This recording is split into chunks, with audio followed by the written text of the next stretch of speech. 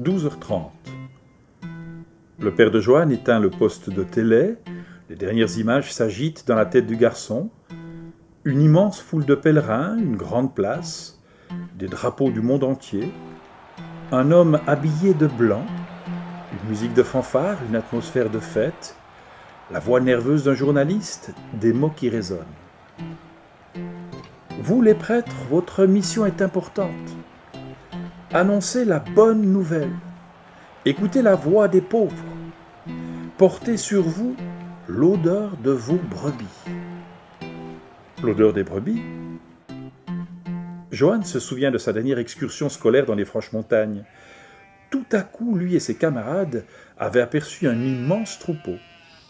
Un homme les précédait. Le maître leur avait expliqué qu'il s'agissait d'un des rares bergers qui, chaque année, conduisent encore leurs troupeaux de pâturage en pâturage. Ces bergers vivent très simplement près de leurs bêtes, s'en occupent jour et nuit. Ils les connaissent chacune par leur nom, chacune. L'homme en blanc doit connaître la vie de ces bergers, cette odeur de troupeau, pas vraiment délicieuse, un peu paysan comme on dit parfois. Et quand papa traverse certains villages, il ferme la fenêtre de la voiture et maman dit « Oh, ça sent la campagne !» Alors, pourquoi l'homme en blanc estime-t-il tant cette odeur de brebis? L'odeur d'un plat préparé par sa maman s'échappe de la cuisine. Toute la famille se réunit pour le repas. La grande sœur est chargée de proposer une prière. « Seigneur, bénis ce repas que nous allons prendre. Donne du pain à tous ceux qui ont faim et donne faim de toi à tous ceux qui ont du pain. » Johann déborde de questions. Est-ce que le berger des Franches-Montagnes se régale autant que moi? Et moi, ai-je faim de toi, Seigneur? Papa, qui est cet homme en blanc? C'est le pape. Est-ce qu'il était berger quand il était petit? Mais non, le pape n'est pas un berger comme celui que tu as vu. D'ailleurs, il vit au Vatican à Rome, et pas dans les Franches-Montagnes. C'est le successeur de l'apôtre Pierre, un des 12 amis de Jésus. Jésus lui a confié son église et lui a dit « Sois le berger de mon troupeau ». Son troupeau? Tous ceux qui décident d'écouter la parole de Jésus, de le suivre. Johann réfléchit. Il se souvient qu'à la dernière rencontre de Cathée, Sophie, l'animatrice, a parlé des prophètes, de ces personnes qui avaient le courage de se lever au milieu des peuples. Et des prophètes, il y en a encore aujourd'hui. Ce sont des personnes engagées pour l'Église, pour le bien de l'humanité, comme les prêtres par exemple. Berger, prophète, quelle belle vie! J'aimerais bien moi aussi. Johann réfléchit. Il veut savoir ce qu'est un prêtre. Il va s'informer partout où il le pourra.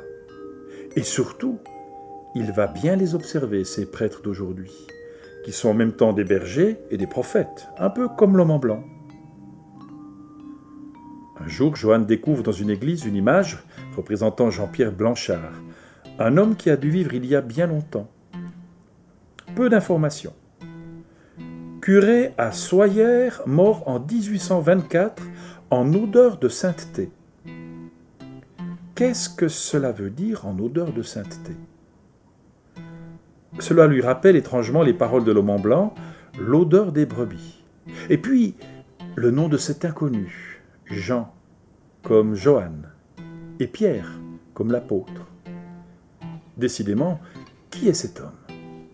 Tout naturellement, il s'adresse à sa catéchiste, Sophie, qui lui raconte la vie de ce Jean-Pierre. Tu vois, Johann, Jean-Pierre est né en 1762 à Undervellier, un petit village du Jura. Il n'avait qu'un frère. Les deux enfants avaient de très bons parents qui désiraient leur donner une bonne éducation.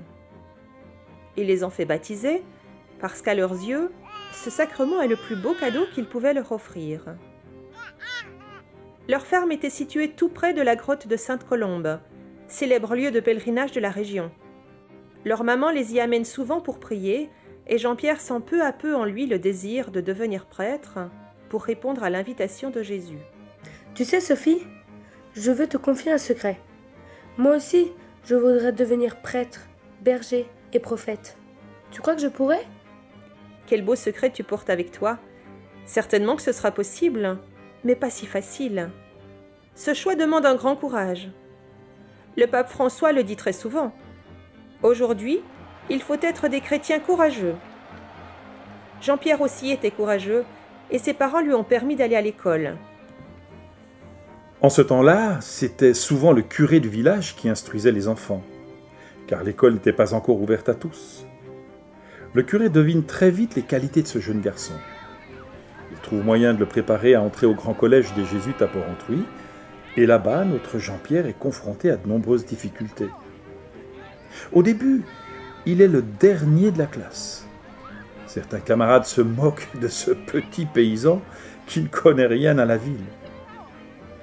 Le règlement de l'école est dur à suivre. Jean-Pierre a moins de liberté qu'auprès du curé de son village. Papa et maman sont loin. Et pourtant, Jean-Pierre ne baisse pas les bras. Il a un but merveilleux. Et il n'abandonnera pas le chemin vers la prêtrise. Peu à peu, Jean-Pierre réussit ses études. C'est un bon camarade, apprécié. Il rend service à tout le monde, il soutient les plus jeunes et rayonne à l'idée de devenir prêtre.